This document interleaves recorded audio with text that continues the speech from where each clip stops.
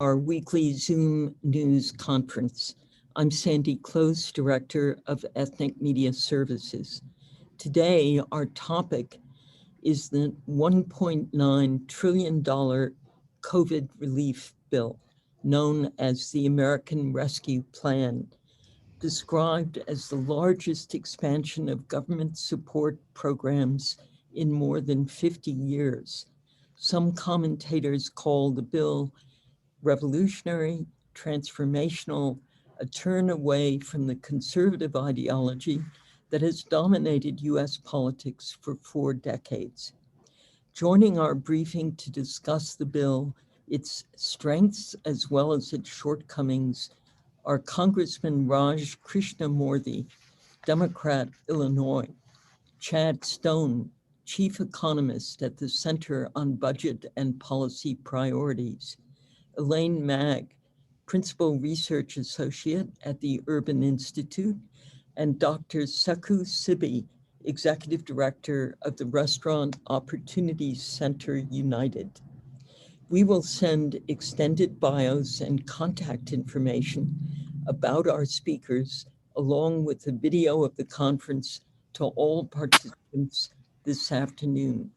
We ask reporters to enter questions in the chat box, and after each speaker, our moderator will select questions for them. We will have a final round of Q&As, time permitting, at the end of the hour. Our thanks to the Blue Shield of California Foundation for their support of this briefing, to Oscar Arteta and Jackie No, who provide simultaneous interpreting in Spanish and Korean, and to our conference coordinators, Pilar Marrero, Sunita Sarabji, Tanu Henry, and Anthony Advincula. Now I turn the conference over with excitement to today's moderator, Sunita Sarabji, and I'm so looking forward to hearing our speakers. Thank you. Thank you, Sandy. Welcome, reporters, and welcome to our speakers. We're glad you can all be here. And as you said, Sandy, we're ahead of the news curve this time around. And we start today's briefing with Chad Stone. He's the Chief Economist at the Center for Budget and Policy Priorities. Mr. Stone, I'm going to drop your latest report, which suggests that the unemployment numbers are different than what we're seeing in the headlines. Welcome. Thank you. So thanks for the opportunity to be here again. Last time we did some stimulus. I also talked here, and that was nice. Today it's to talk about the American Rescue Plan, which became law yesterday. So you are timely. The plan addresses 3 issues. First, getting the virus under control so that the economy, and life in general for that matter, can safely operate more normally. Second, addressing and relieving much of the substantial hardship and uncertainty so many Americans have endured over the past year, which would have gotten even worse without the measures just enacted. This hardship has been particularly acute among Black, Latino, and Indigenous people and immigrants, and households with children also have been particularly hard hit. And third, as a follow-on benefit, really, it provides substantial stimulus to an economic recovery that, frankly, had stalled only halfway back to full employment. And as Sunita said, we have a paper out talking about how the economy is in worse shape than the headline numbers show. Programs that relieve hardship and give money to people who will spend it quickly, like unemployment insurance and nutrition assistance, have high bang for the buck in stimulating economic activity and jobs once it's safe to go back to work. So getting the virus under control is the first most important thing, addressing hardship, but there will be stimulus as well that will get us back on the recovery path. So I'm giving an overview first, and then we'll talk a little bit more particularly about unemployment insurance. This $1.9 trillion package included important provisions in a large number of areas, And to take some of the leading examples, most everyone knows about the $1,400 per person economic impact payments or stimulus checks. I'll talk in a minute about unemployment insurance provisions. And Elaine, I believe, will talk about the reduction in child poverty and other anti-poverty impacts that are from programs in the package. The Act extends and expands nutrition assistance to help address today's extraordinarily high levels of hunger and hardship. It makes comprehensive health coverage more affordable and accessible for millions of people during the current crisis.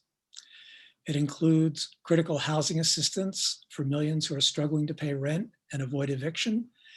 And it provides badly needed funds for communities to address homelessness during the pandemic, as well as emergency funds to help families with the lowest incomes cover their additional pandemic-driven expenses and avert eviction and other real hardships. And it provides $350 billion to help states, localities, and tribal governments and territories cover the unexpected costs from the pandemic and to offset the pandemic's impact on their revenues, and it provides money for schools. I should emphasize that almost all of these are short-term provisions. They're not permanent, and but they provide guidance about the kinds of policies we might want to be enacting going forward on a permanent basis. I'll talk about unemployment insurance, but some of the other things like the child tax credit as well. So, turning to unemployment insurance, turning to unemployment insurance, expansions in unemployment benefits in the pandemic have been what I call a flawed miracle. A miracle because they've been so substantial, and until this package, bipartisan. Flawed because they are temporary, and 3 times already we faced an expiration cliff where some or all of the programs would end abruptly if they were not renewed. So the rescue plan extends unemployment benefits through September 6th in 3 key UI programs. The first is additional weeks of benefits to people who exhaust their regular state benefits, so-called Pandemic Emergency Unemployment Compensation Program, or PEUC. Second, and this is really important, benefits for people who do not qualify for regular state benefits, such as gig workers, but also others who fall through the cracks of an antiquated unemployment insurance system with restrictive eligibility criteria, and that is the Pandemic Unemployment Assistance, or PUA program.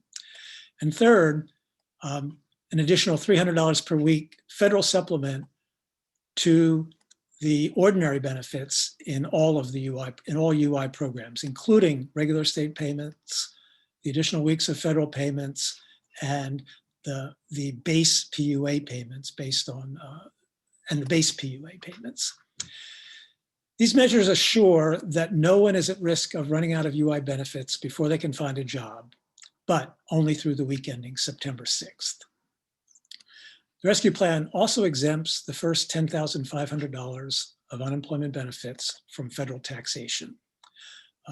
This is important because although people are given the option to take withholding, have withholding taken out of their taxable unemployment benefits, many people don't do that, and there would be a surprise. There'd be a sticker shock for many people faced with a tax bill, and this gets around that. Plus, relieves hardship for the lowest earning unemployment insurance beneficiaries. So it's capped. It's capped. It's not all unemployment benefits are usually taxed. A certain portion of them will not be taxed going forward this year. To put the importance of these benefits in context, the 31% of all industries with the lowest average wages at the start of the recession have accounted for 55% of the 8.1 million private sector job losses over the past year. So industries that have 31% of workers that earn very low wages account for 55% of the job losses. In addition to the private sector losses, state and local job losses make up the rest of February's 9.5 million jobs deficit, compared with a year ago, with 1 million of those state and local losses in K-12 K-12 and public college education. Disproportionate number of workers in the private sector industries that paid the lowest wages are people of color, women, and people with a high school degree or less. And when you think about it, or remember, the education losses are not just teachers, but also bus drivers, janitors, and cafeteria workers. Now, these jobs will be coming back to the extent that the program succeeds in allowing the economy to reopen. But at the moment, those are where the big job losses are. So I will stop here and we'll be happy to take questions. And I will mention that you can learn more about how the American Rescue Plan will help millions of Americans and bolster the economy in an overview paper that we've written at www.cbpp.org. So thank you, and I look forward to your questions. I dropped the link to the report in the chat. I wanted to start out by asking you, you have suggested in your report that the unemployment numbers that we're seeing are not accurate of what's actually going on. You, like Janet Yellen, said that there are people who have just simply dropped off of the unemployment rosters. Could you talk about that a little bit? What would an accurate unemployment number be? Well, it could be as high as 9.5%. Wow. We get a slightly lower number. There are two things going on. So one is that because of the pandemic, the census, the collection of the data for calculating the unemployment rate is impaired to a certain degree. And there's some confusion about certain kinds of questions that lead to what's called a misclassification error, in which some people who are supposed to be counted as unemployed they're away from their job, but they've been classified as being employed for technical reasons. And the other is what you said, the fact that the labor force is much smaller. The labor force is people who are working or actively looking for work. You have to be actively looking for work to be unemployed.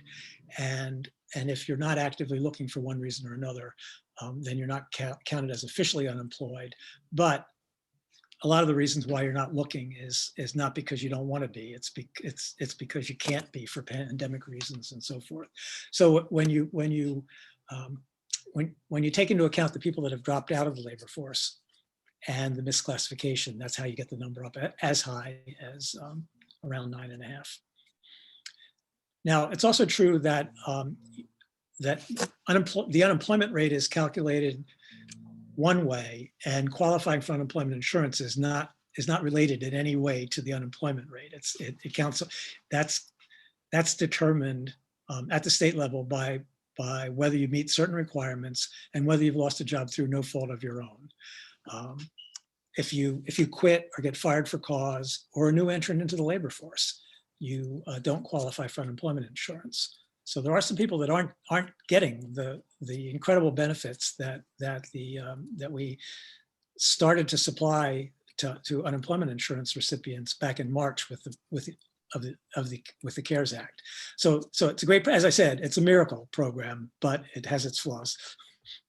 So having said that, then how long would you extend out the unemployment benefits that are set to expire in September?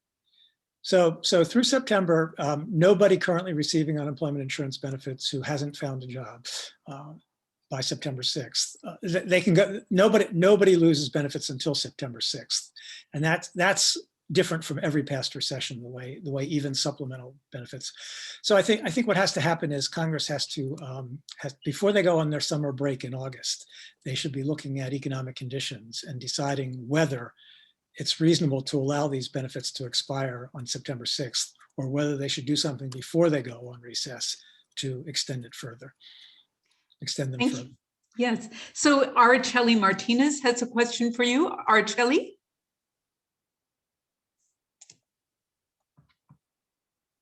Hello, Sunita. Hello. I just trying to find out if the undocumented population are going to receive this stimulus check, especially those that made their taxes with IT numbers. I'm sorry, this is a question about receipt of stimulus checks. Is that right? Yes, it's a question as to, I believe Artelli is attempting to ask whether undocumented immigrants who will receive stimulus checks. And I think that's been a question of. So undocumented immigrants cannot receive stimulus checks, but households containing undocumented immigrants who also have an adult who is documented, those families were excluded in the previous round of stimulus checks, but they're not excluded this time. So if you're a single undocumented, if you're undocumented, you don't get a stimulus check, but others in your family may. It's a little complicated, and yeah. Henrietta Burrows, will you ask your question?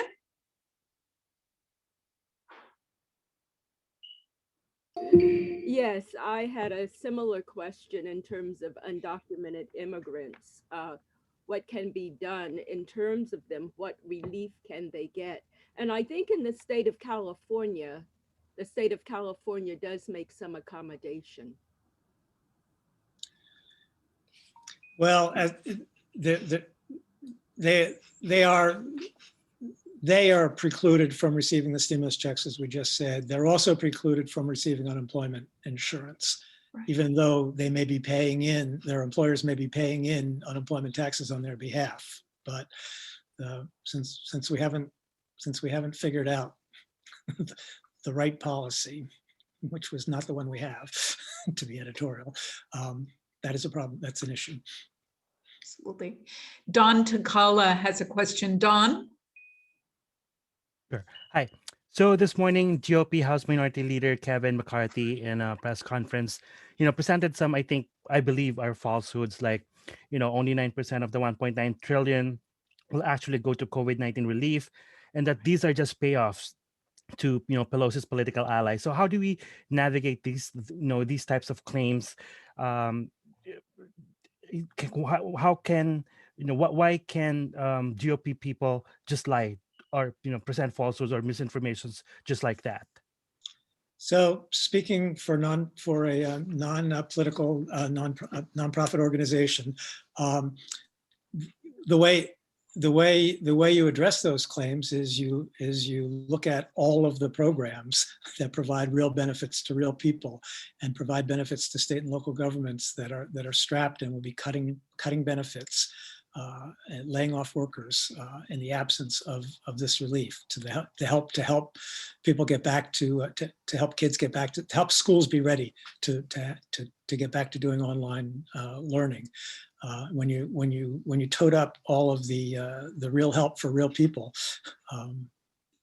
you find it's a large number. Absolutely. Mr. Stone, there are several more questions for you in the chat, but we've got to get on to Congressman Krishnamoorthi. Thank you once again for joining us, and we hope you will come back again. You're welcome. Thank you. Take care. Congressman Krishnamoorthi is a Democrat who represents Illinois in the House. Congressman Krishnamoorthi, welcome. Thank you. Sunita, can you hear me? Yes, we can hear you. Welcome. Great, thank you. I'm glad to be here. And thank you to Sandy Close and the rest of the Ethnic Media Services for inviting me to address you. And thank you to Sunita for making the connection, and to all of you for joining. I want to observe those 3 rules of Zoom speaking: be short, be sweet, and be gone. And so I'll try to keep my remarks very brief. I think that you have probably gotten the outlines of what happened over the last couple of days, but I think it's fair to say it's a game changer. This package of measures will help our economy heal, and of course help America heal from the healthcare crisis. And I think that it's a big, big win for the American people, the vast majority of whom are going to receive stimulus checks, 11 million of whom are going to have their unemployment insurance extended because it was supposed to expire on Sunday. Businesses, including restaurants, have new grant programs so that they can survive. Of course, schools will be able to safely reopen. There's a lot of money for vaccines and testing, but also for housing assistance and nutritional assistance. And finally, one of the biggest components, which I helped to spearhead through the Oversight and Reform Committee, where it has jurisdiction over this issue, is state and local aid. For one whole year, I've been fighting for this aid. And unfortunately, my pleas with regard to this type of aid fell on deaf ears in the Trump administration. Thankfully, Joe Biden has thought better of this issue. And so I and others have made tremendous progress here. With regard to the state and local aid, it basically is necessary for a couple reasons. One, because sales tax revenues and other sources of tax revenue have declined dramatically for many states and local municipalities and jurisdictions, those particular governments are faced with one of two options: either hike taxes or cut services, or potentially do both. But none of those options are acceptable during a pandemic. However, because of our inaction until this point at the federal level, 1.4 million government workers have been laid off, many of whom are first responders necessary for fighting COVID-19. So what our legislation did is finally address the reality that a lot of these governments need additional revenue. They need to fill a lot of gaps, and we need to prevent taxpayers from having to see tax increases or cuts in services. In my own district, I have Republican mayors who are contacting me basically saying, look, we need the revenue. We need a way to avoid laying off further police and firefighters. And what you did in Washington was terrific, but can you do more? In other words, what we did in Washington this past week was tremendous, but there are even Republican mayors of jurisdictions who don't think it's enough. So this is not a blue issue versus a red issue. This is an American issue. The other the other topic that I wanted to cover briefly is that I authored legislation to provide mental health assistance to frontline healthcare workers. My own wife is a physician. She's an anesthesiologist. The joke is that we both put people to sleep. But in all seriousness, she has been on the front lines taking care of COVID patients for the past 1 year. And she and nurses and physician assistants and everybody who come in contact with COVID-19 patients have reported very high levels of stress, burnout in the profession, and even suicides, because the level of work combined with the nature of work and the fact that they were so isolated and sometimes left without the equipment they need to protect themselves has been unacceptable. So in this American Rescue Plan, my bill finally became a law to establish and to augment programs to help with the mental health of our frontline workers. With that, I will stop, and I'm happy to address any questions that you have. Congressman Krishnamoorthi, I'll start out with a couple of questions for you. The current stimulus checks give $1,400 to every American that has an income of $70,000 or less. Did we need to move it out that much, or could we have done more with giving bigger checks to people that earn, say, $40,000 a year? So just one minor correction, which is that those $1,400 checks and slightly smaller checks go all the way up to people earning $80,000 per year as a single filer, $160,000 as a joint filer. Should we have set the targets differently? Possibly, but I think that quite frankly, the systems are set up right now. under the current income thresholds because we've used them repeatedly throughout the stimulus process over the last year, and setting up some other system or a more targeted system would have wasted precious time. People need help right now, and I'm still convinced that the people that are going to receive these checks are going to spend them. They're going to use that money to put food on the table, pay rent, take care of essential necessities for themselves and their children, and it's a lifeline, if you will, for many families. Thank you. There's a question from Don Tagala. Don? Hey, Congressman, not a single Republican actually voted for the American Rescue Act, but some seems to be taking credit for it. So how do you feel about this? What are your thoughts about this? Just how do you feel about this? I'm reminded of that old saying that Republicans just say no, but take the dough. And so, it's interesting how many of my colleagues voted no, but they're going to be gladly accepting the aid on behalf of their jurisdictions. And those jurisdictions are going to benefit immensely from this aid.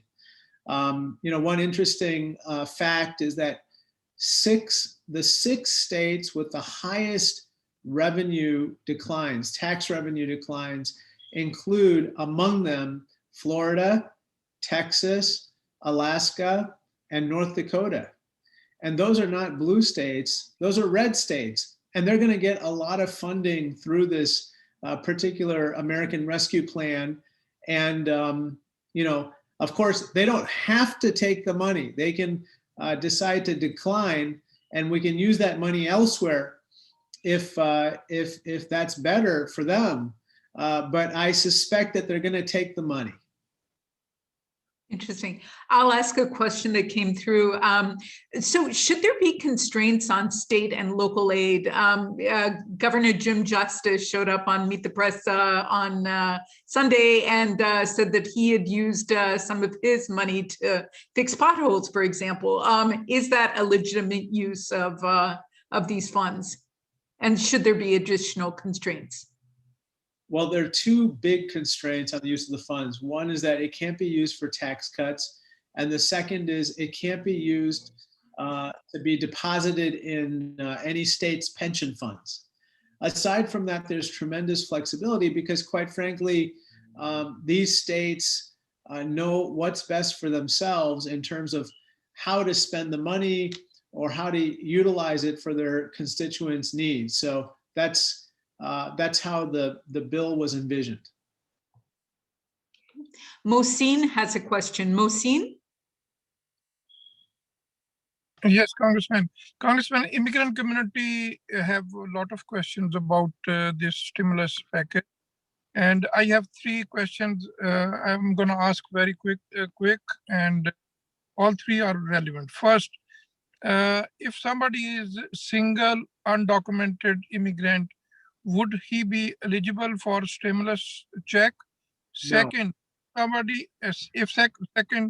somebody with the family, children are citizens, then the parents would be eligible for the stimulus check? I think one of the parents has to be a documented resident. One of the parents should be documented? I believe so, but we can get more details on that too. And what about who are in the process of legalization? I mean, who have work authorizations for their cases, but they are not permanent residents yet. Would those be eligible or not? I don't know the answer to that last question. We can try to answer that if you wish, but the details are in the text, and we can absolutely try to address that. And how much Mohsin, I'm going to let other people ask questions. Jorge Macias has a question. Thank you, Mohsin. Okay, the question I have is this. If right now Democrats and Republicans were working on this plan to rescue the American people, why the congressman didn't think about the students who have a great debt? I'm sorry, the who? Students. Why the students have not been rescued? Because you saved in the past banks, airlines, businesses, everybody else, but not students. Okay. I think the question was about student debt. Is that what you said, Jorge? I think so. So Yes, sir. yes. So with regard to student debt, that absolutely is something that's being considered, but it cannot be considered as part of the reconciliation process.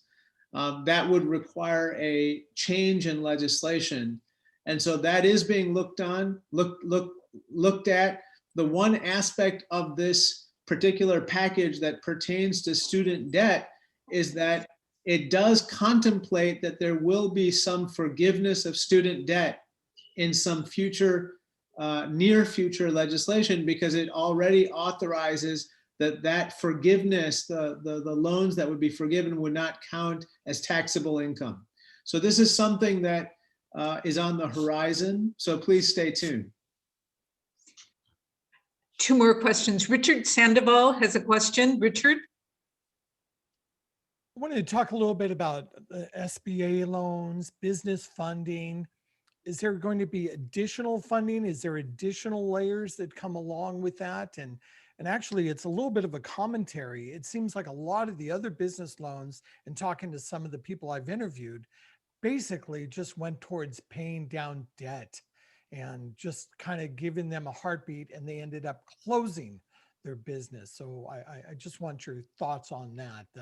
Business loans, business funding, SBA funding. Yes, so there is additional funding here for businesses. There are grant programs that are being provided or established actually for restaurants and certain hard-hit industries. There's additional aid for digital news services and certain not-for-profits, which that has not been there before at all. And so, yeah, people like you and others who run digital news services that have seen advertising dry up and so forth are probably going to be able to partake of this. In short, we tried to be as expansive as possible while also mindful of the needs of people in the pandemic.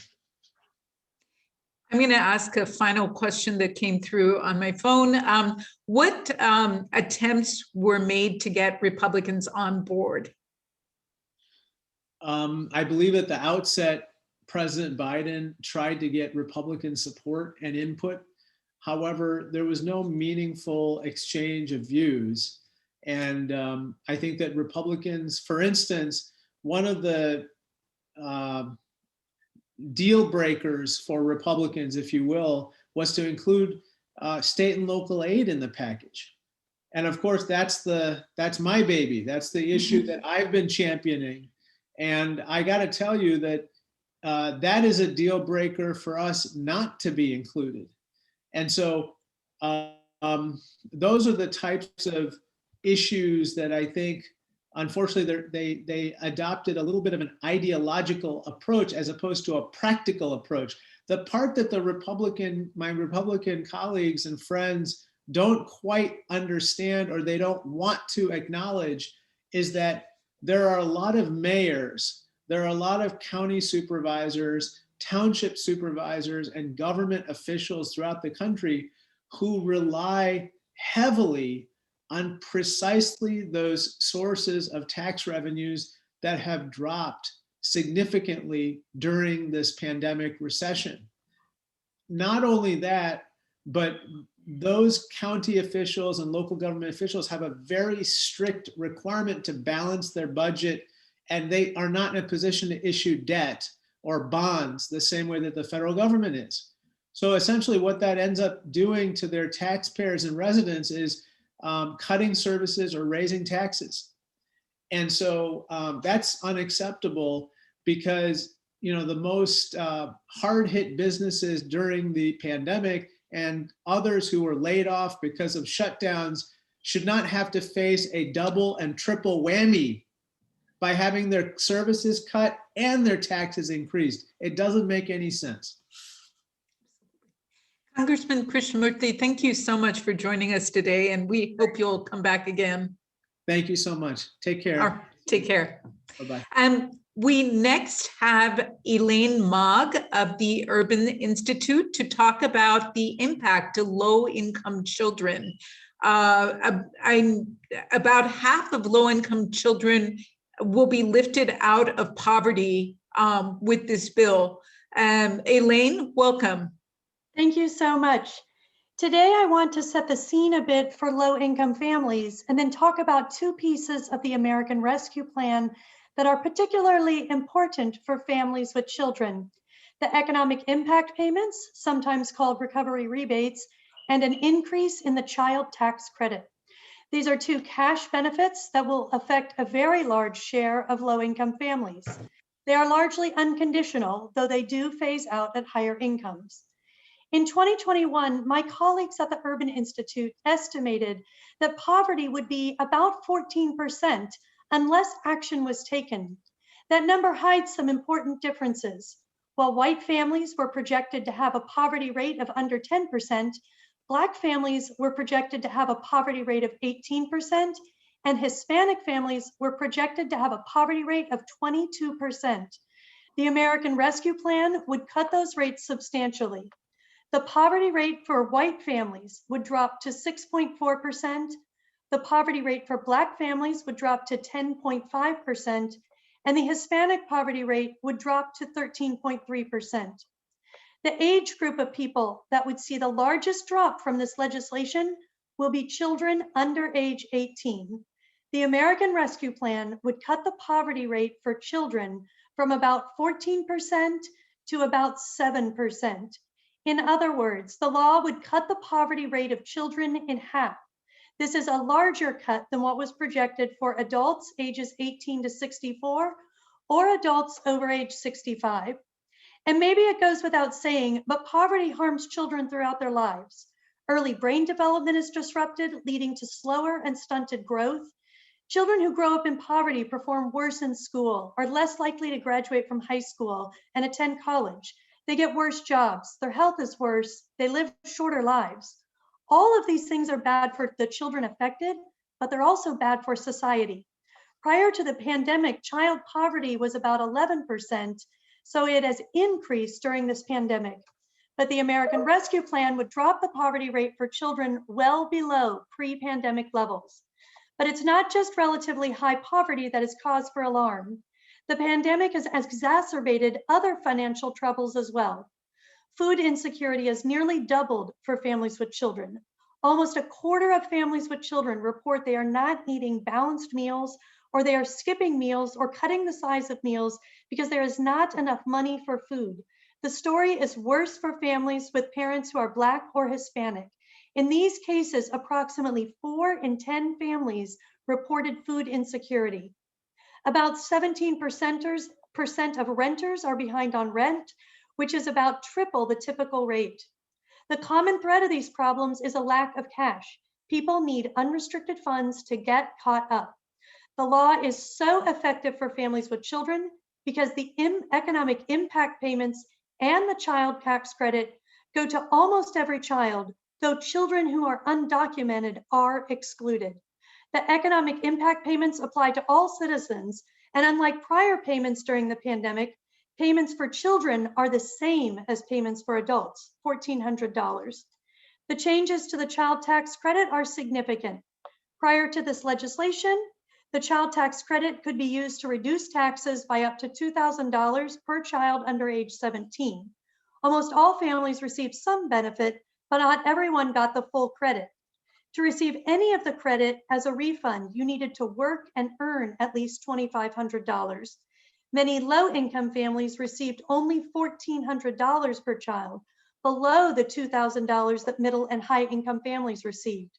As a result of this design, the Tax Policy Center estimated that there were 27 million children under age 17 living in families that received less than the $2,000 per child credit because their parents didn't earn enough to qualify for the benefit. In some cases, children received no benefit at all. President Biden's American Rescue Plan expands the credit in 4 important ways. First, the credit will be fully refundable. Families will receive the full value of the credit even if they did not work. That's the most important piece of the proposal or the law for low-income families. Number 2, the credit will now include children who are 17. Right now, those children qualify for a much smaller credit. Number 3, the maximum credit will increase for most families from $2,000 per child to $3,600 per child under age 6 or $3,000 per child ages 6 to 17. And finally, the credit will be delivered as an advanced payment. Families will no longer need to wait to receive their child tax credit until they file their tax return.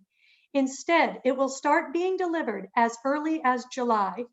Families will receive up to half the value of their child tax credit in advance of filing their tax return. That means you could get a monthly check of $300 per child ages 6 to 17 or $350 per month for children under age 6. The Tax Policy Center estimates that over 90% of families with children will receive some benefit, and the lowest income families, the share of the benefit they get from the tax credit will be increased. For families that see their credits rise, that are in the bottom 20% of the income distribution, they will receive an additional $3,780 on average.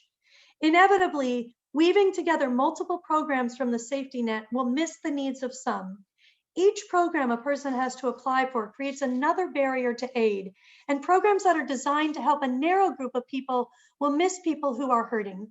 Broad cash benefits like the economic impact payments and the child tax credit have the power to enable parents to do what's best for their children, solving their most pressing needs. Thank you. Elaine, just to clarify, do families have to file income taxes in order to be eligible for these credits, or because a large majority of poor families do not file income tax returns? Right, so the IRS needs to know where the child is in order to start sending the check. In this particular year, they have information for everyone who's already received an economic impact payment, and the child tax credit already hits 90% of children. So it's not a huge group of people that they need to find, although many children that they already have contact with will see benefits increase. But if you are truly outside the tax system, the IRS has been directed to set up a portal online where you will need to go and enter your information. That portal should show up at the end of the summer. And at that point, families will need to enter basic information like bank accounts where money should be sent, social security numbers of children, and the parents' information. And that will enable the IRS to start sending checks. And just to follow up to that, what about people who are unbanked, families who are unbanked? So the IRS does have a way to provide benefits to people who are unbanked. They can either send a paper check, or they also sometimes send a debit card. And the debit cards they send are the ones that have either no fees or very low fees, because the government can negotiate good rates on these types of products. So there are some options for people who don't have bank accounts, and the IRS does understand that this is a critical need, and they're ready to, deliver payments to everyone, not just people who have bank accounts. And I'd like to ask one final question before taking questions from the chat. Could you address the impact of these checks on generational cyclical poverty? Do you see children being able to move out of that cycle of poverty? So it's not clear it's enough money to undo that wealth gap, right? Families of color hold something like 10% of all the wealth, but it does help undo the harms associated with simply not having enough resources now. But I don't think we should look at it as problem solved. We don't have to do anything more. There's still going to be the situation where many, many low-income families will not, even with the additional resources, won't be able to build up savings accounts or bank accounts from this amount of money. It's just not enough money. Absolutely. Khalil Abdullah has a question. Khalil?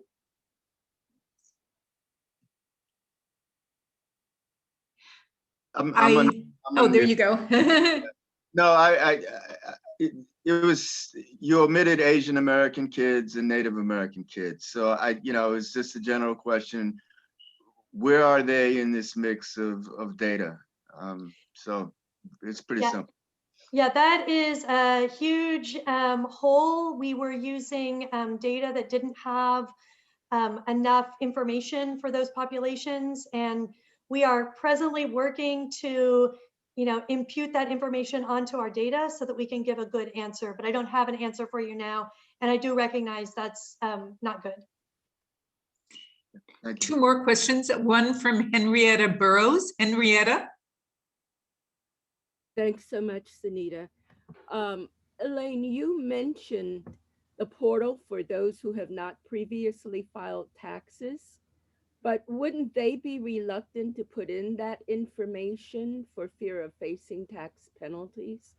And also, the money would be based on, for those who have filed taxes and received stimulus checks, it would be based on their 2020 filings, but their 2021 would be much less since they haven't worked.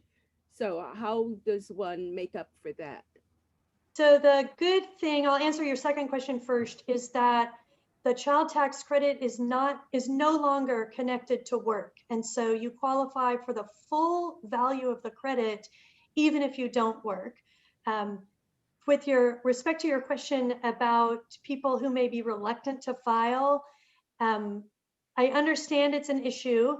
As an economist, I would say it at least helps you start getting back on the right track. So if you do have a debt with the IRS, this starts to pay that down. But it's possible the IRS could decide in the regulations that they won't allow the child tax credit to be offset by existing debts. That's what they did with the economic impact payments. And so hopefully more families in need will get the maximum value. Fantastic. And I believe we have a final question from Sandy Close, our founder. Sandy. Actually, this has been so important. I guess my question was, how are we going to pay for all of this? But I will reserve it for the end of the program because it really is to all the speakers. Fantastic. Thank you so much for joining us, Elaine. Your comments were so useful and your insights were so useful. We move on to Dr. Sebu Siki, who is going to be speaking. I'm sorry, I mispronounced his name. Dr. Sekou Sibi, who will be speaking to us about the need for a minimum wage. Dr. Sibi, welcome. Thank you for having me. Dr. Sekou Sibi, I'm from the Restaurant Opportunity Centers. I will first start by presenting the context in which we've seen that $1.9 trillion and what is the condition under which workers are living. Over 3/4, meaning 78% of the nation's 27.1 million service workers are women, people of color, and immigrants. Over a third of the nation's service workers do not have enough to make ends meet. These are the people we were talking about earlier, including 12% who are living below the poverty line. You also, on that third, that can't make ends meet, 85% are again women, people of color, and immigrants. Overall, 17% of all service workers rely on public service, like food stamp and Medicaid, while working longer hours just to make ends meet. These are the working poor. We don't think that's right. So what are the numbers that we can look at For example, in California, the minimum wage is $12 an hour. In Mississippi, it is $7.25, which is a federal minimum wage. And Mississippi happened to have, again, the two-tiered system where servers and people earning tip getting paid at $2.13 an hour. In California, the median wage for restaurant workers is $13. And in Mississippi, it is $9. You can see the gap. What is the living wage in California? While people are being paid $12 an hour, the living wage in California is $18.66. And in Mississippi, it is $13. We can push that further to look at single mothers or single parents. In California, a living wage for a single adult with one child is $40. And knowing the fact that in the state, the minimum wage is $12, but when you have one child and you need to live without depending on government assistance, you need $40 an hour. So we may be talking about $15 an hour. It doesn't even cut half of what is needed for a mother, a single mother, to live on. In Mississippi, where they paid $7.25 an hour, a living wage for a mother and a child is $26, meaning we have a huge gap between what people need to live on and what they're actually receiving. And this is why the dependency on government subsidy is so high. Now, what is the beneficial that we like in the American Rescue Package is that in California alone, 88% of the children under 18 will benefit from the package. It has been said earlier that the package will cut child, poverty in half. 7.9 million children in California will benefit from it. 553,000 children will be lifted out of poverty because of that funding. And 460,000 restaurant workers who are parents will also benefit from the rescue package. So it is a great deal. Nationwide, it is 3.9 million restaurant workers who are parents who will benefit from it. And lastly, nationwide, 1.5 million of them live in state with $2.13. Again, the two-tiered system, people are living on $2.13. Sometimes when they don't earn tips, what happens is a single mother who doesn't earn tips, it finds herself in a very difficult situation. All right. So moving on, talking about ROC, our theory of change, how do we want to see change in this country? It is raising the floor, meaning raising wage for all workers and build the ladder. It is creating upward mobility and opportunities for everyone, especially women, people of color, and immigrant. What does it mean? Our sense is a solution that's not in this bill is to pass what we call Raise the Wage Act, which passed in 2021, if it is possible. It was already passed in the House in 2019. If passed by the Senate, this will increase the minimum wage to $15 by 2027. You can hear businesses will close down when we increase the minimum wage. We be thinking that it can take 5 years or 6 years to get there, but it is possible if you really want to help workers. We think if it is not the Raise the Wage Act, to pass a standalone $15 or higher minimum wage in every state and locality will be very helpful. Another way to look at it is also to penalize the big companies that don't pay $15 minimum wage, because it will help, workers if those wages increase to $15 an hour. What are the policies that can support the workers? I think number one, we should advance a livable wage policy because too many workers still depend on public assistance. It is not dignifying for workers to work full time and still depend on public assistance, and people are looking at them as if it is because they are lazy. But we're working full time, but the money that they're earning is simply not enough to allow them to survive. We think because of the pandemic, paid sick days has now become a priority for workers. It is critical for them to have paid sick days. Access, for example, to affordable childcare. It is important. The example is this one. You have a lot of women who, because of childcare issue, had to stay at home to take care of their kids. And because of that, they didn't qualify for unemployment insurance because it looked like they're rejecting work. And these are issues that need to be taken care of. And the right to return for workers impacted by COVID-19. What we see is a lot of immigrants who are working and will lose their job. Then when these restaurants get funding and start opening, and they hire over people at a lower rate. We don't want that. We want them to hire back the people who were working for them. It is critical. It is important. And we believe also that the solution will have an immigration package into it, allow those who have been undocumented in this country, who are for the most part being paying tax, to be taken into account and help them with their situation. So that's essentially what I have for today. And I thank you for having me, and I will be ready for any question.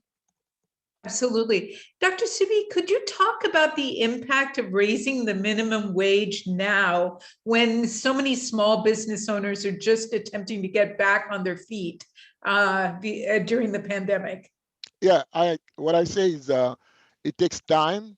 It is not, we're not asking for the minimum wage to increase right now. Even in the rescue package, it was until 2025.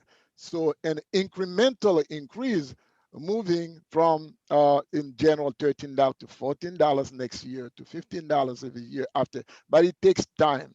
And the concrete example that I have to give is over 10 years ago, I was in New York. We were discussing minimum wage increase. It was $7.25. And in 2020, it was $15.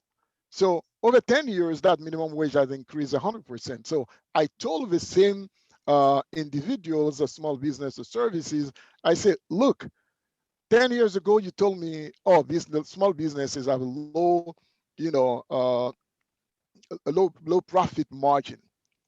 Today, they have low profit margin.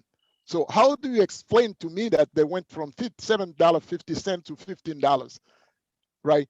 20 years from now, it is the nature of small businesses to have low profit margin. That's just the nature of them. So that cannot be an argument to use against increasing minimum wage. It is just not true.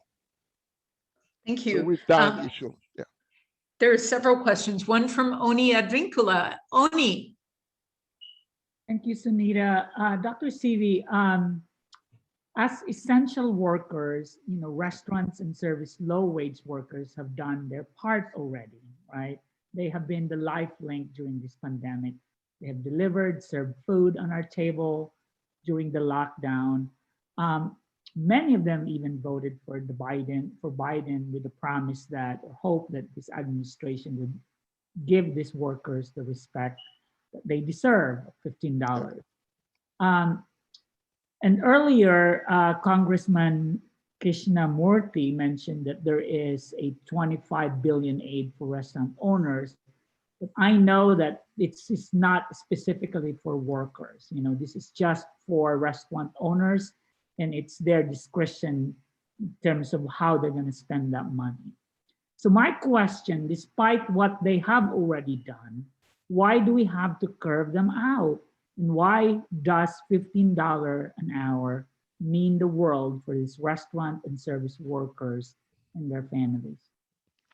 I think, like I said earlier, the amount of money that workers are receiving, even when they were running the country at a time where many people were sitting at the home in front of video conferencing, it is critical that the living standards of those who are protecting society essential workers goes up to benefit everybody.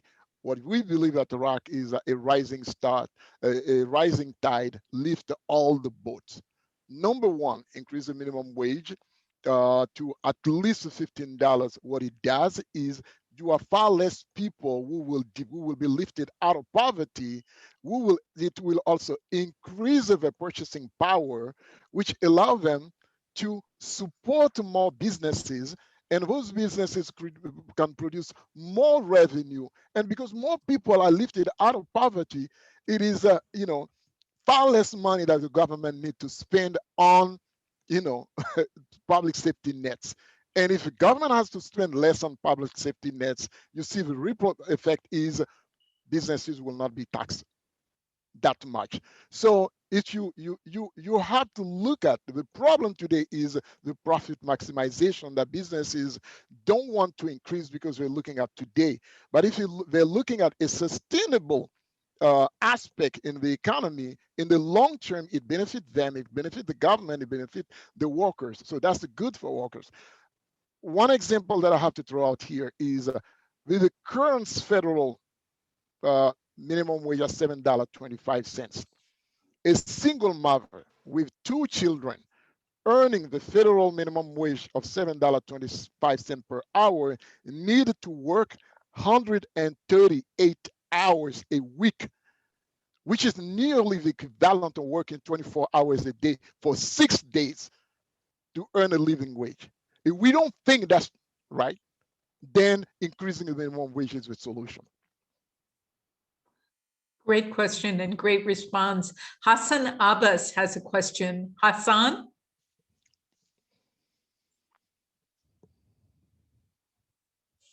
Hi, Dr. Silby. Can you hear me? Or Silby, yeah. I'm sorry. Hi. Thanks for taking the question and for this important information. So yeah, my question is, given that you just talked about a livable wage in California, I believe, right? Yeah. Up to $18 an hour. Shouldn't this minimum wage then be targeted to compensate for average or per capita income and living wage standards in specific areas, especially major metropolitan cities with a known higher cost of living?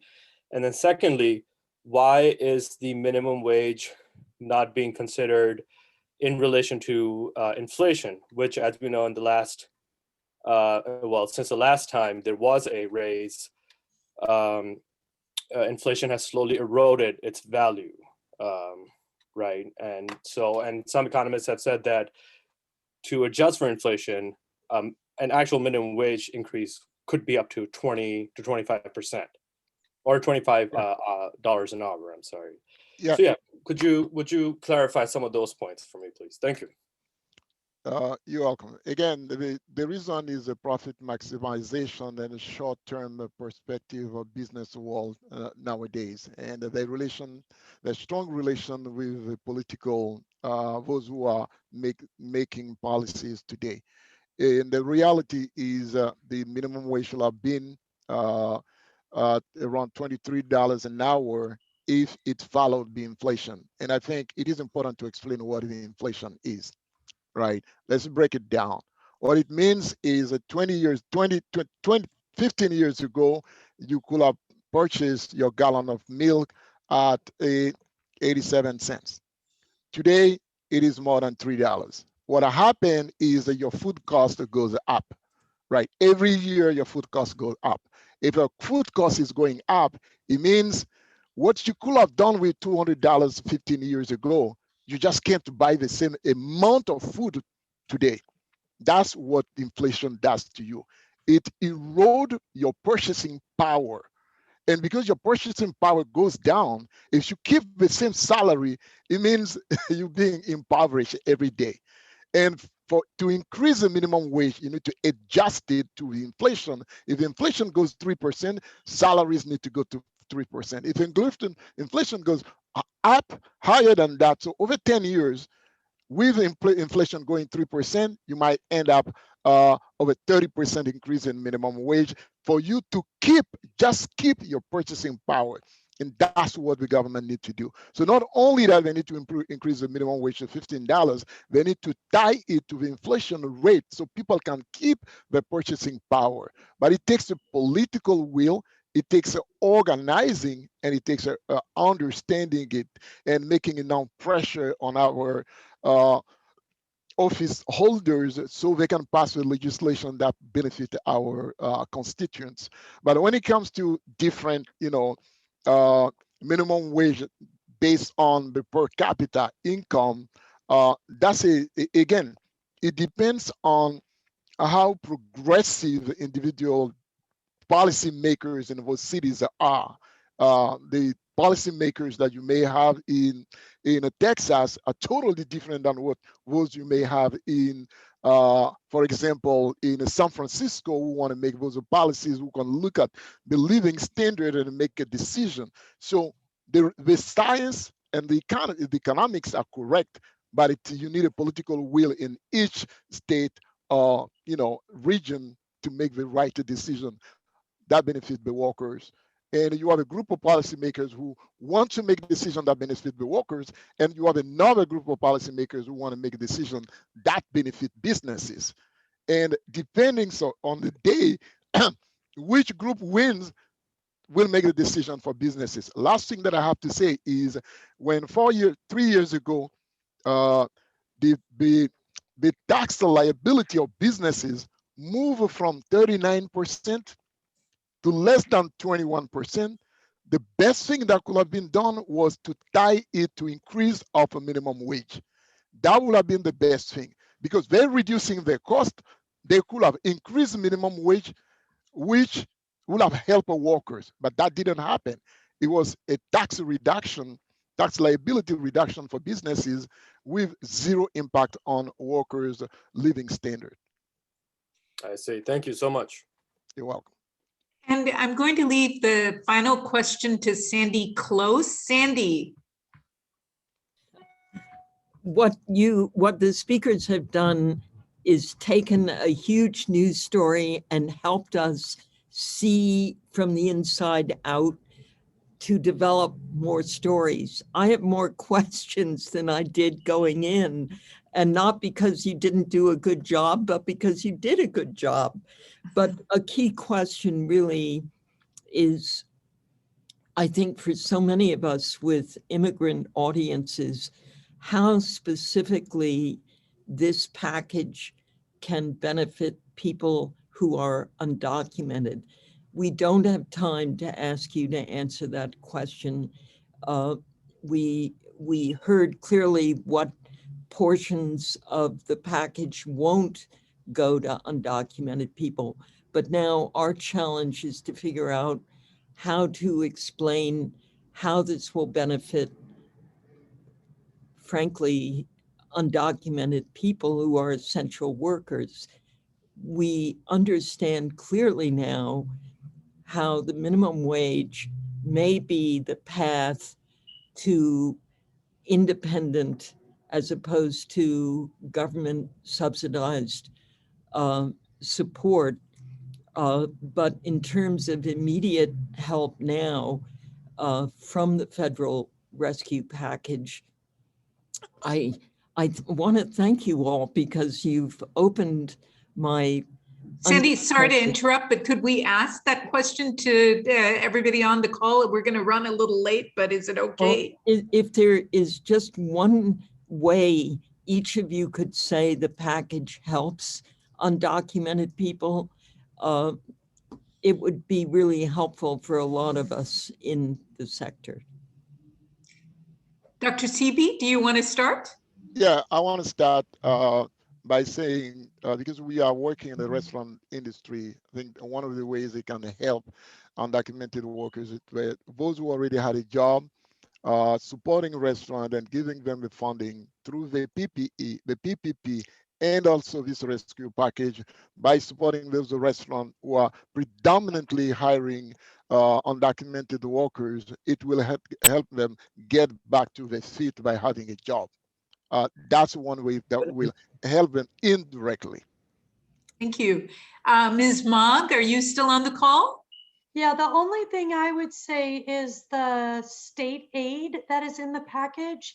States have a lot of flexibility on how they can use it, and they might free up funds in some cases to provide direct relief to people that were clearly missed in the federal legislation. Thank you. And Mr. Stone. Yes, so the two things I was thinking of were just said. The first is that there'll be stimulus to the economy, which will bring jobs back, and that will be good. And the second is that state and local governments are getting money that can be used to